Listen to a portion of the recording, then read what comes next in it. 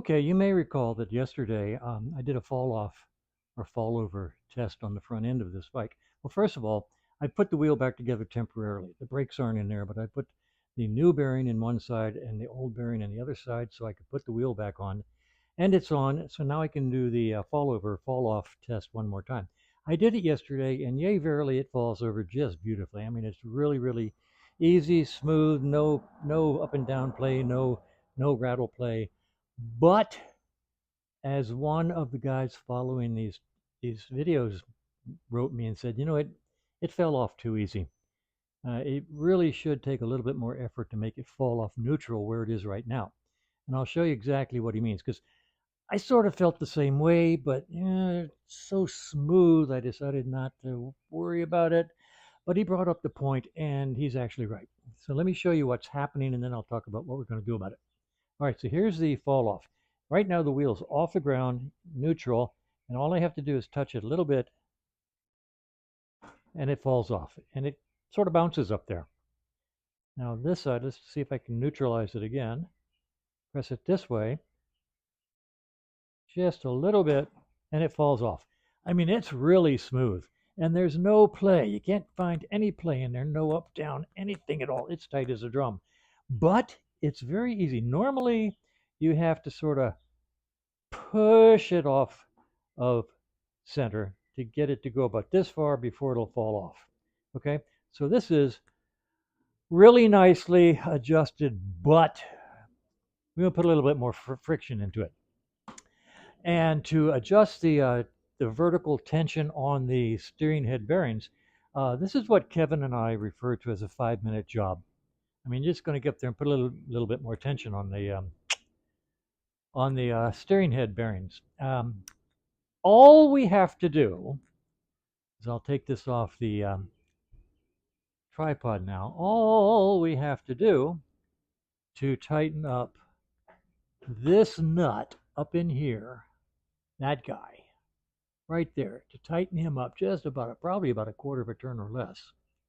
All we have to do is take off the gas tank by disconnecting the gas lines, unbolting the gas tank, taking the gas tank off, get it out of the way. Then all we have to do is take the headlight off, let it hang down, get it out of the way. Then all we have to do is loosen these clamps here so that the forks have opportunity for moving if they want to. And then all we have to do is loosen this top nut to take the pressure off the bottom nut. And then all we have to do is then tighten this nut just a little bit to add a little bit of friction to the bearings, but not much. So that's all we have to do to tighten that. Tighten up those bearings just a little bit so that when it comes over here, it stops but doesn't bounce. Okay? That's all we have to do. So we refer to that as a 5-minute job. So I'm going to start now at, wow, it's 11:15 in the morning, and I'm going to start this process now, and let's see how long it takes to do this 5-minute job. All right, let's see now. It's a little after, well, it's 11:25, and at this point I have the tank and the seat off. So far so good in our 5-minute job. All right, so it's about 11:30, and a little after, and things are going well. The headlight's dangling now out of the way. I'm going to go over and continue. All right, so let's see, it's 11:40, and I could show it to you. There it is, way up there. Headlights hanging out of the way. The top bolt on the steering head is loose. The clamps on the forks are loose. Now all I have to do is get into that under the steering head handlebar part with a very thin 1 5/16 wrench and slightly tighten it. Now, one might say, where does one get a 1 5/16 wrench? Well, one gets one right here. Let's see if you can see that. That's a wrench that I ground down with my very own grinding wheel to make a very thin wrench just for this job and rocker cover, oh my, fork nuts on bikes where the handlebars are really close. So that was a lot of grinding, folks. That sucker used to be this thick, and now it's this thick. And I'm going to go over there and I'm going to adjust that bolt down just a little bit and see if I can increase the friction on the fall off.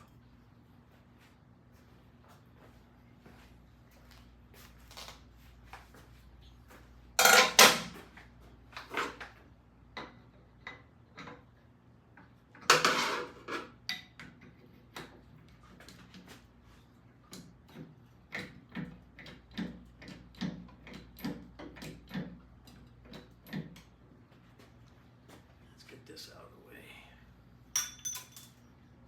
The fuse is pulled. Let's see if this thing is still transmitting. Yeah, still got a green light. Okay. Okay, now let's hold up here.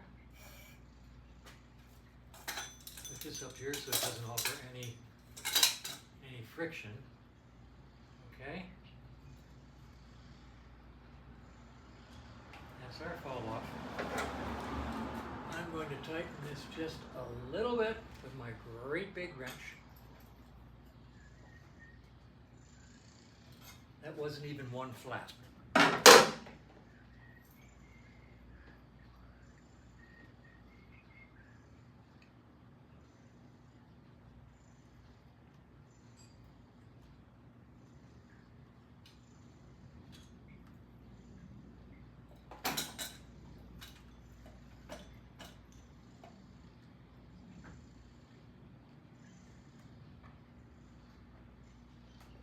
That ain't bad. Notice it's not bouncing anymore.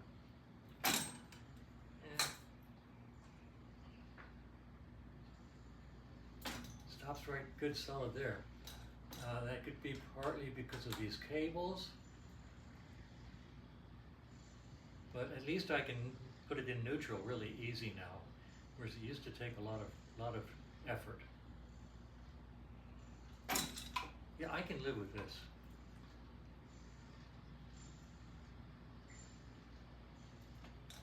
Yeah. Okay, I got no problem with that. I'm going to leave that as is and tighten up the top nut once again with my really thin wrench.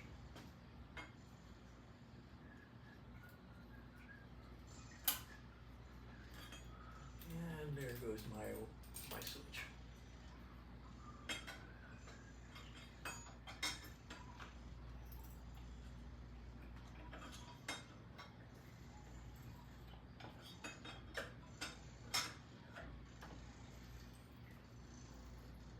Okay, now let's see if that affected the fall off at all.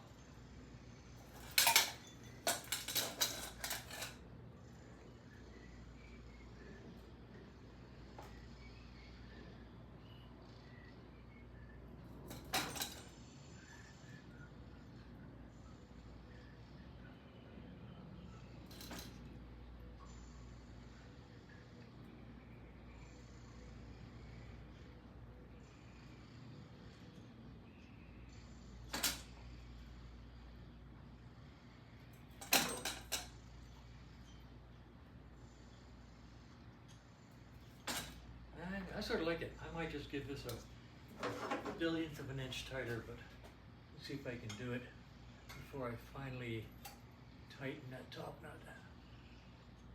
There.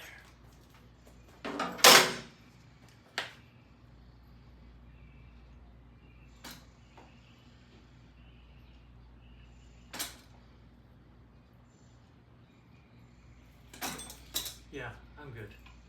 I'm going to tighten the top nut.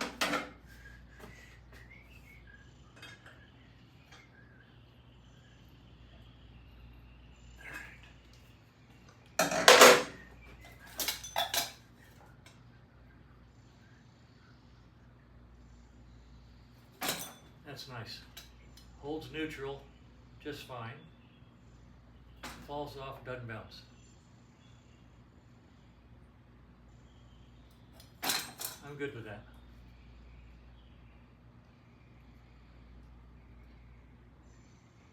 Okay, I'm gonna tighten up the fork clamps and put things back together now.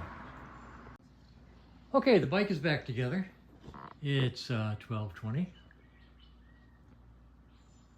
So this 5-minute job took an hour. That's not bad. Not bad at all. I have tightened up the steering just a little bit. Some folks may say, a little tighter, Frank. Some folks may not. I once rode a bike that had really tight steering and it was almost uncontrollable.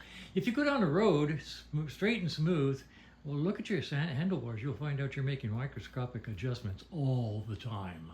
So if it's tight, you'll be weaving a lot more than if it's loose, in my humble opinion. Might be an interesting experiment to try sometime. Consciously watch steering the bike.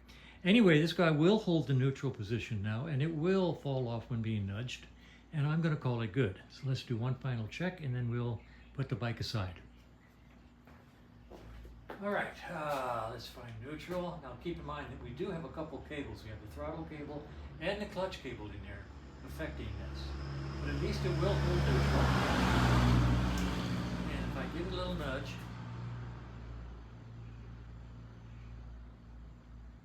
it will fall off, nice and solid. Put it back to neutral. This side falls off easier for some reason, probably the cables. And it falls off. Now, what appears to be bouncing, I believe, is just the bike being suspended from a single point jack underneath. But this is good by my standard, shall we say, or my feelings. I got no problem with this. Good fall off, good neutral. So anyway,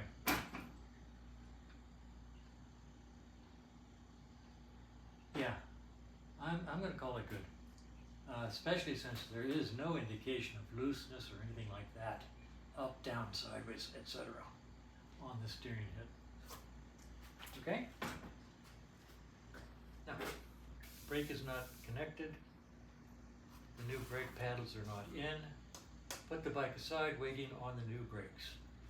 Okay? I think we're done for the day because it's 12:25, 20, and it's hot. And I don't have anything pressing, so I'm gonna go inside and have a nice cool iced coffee.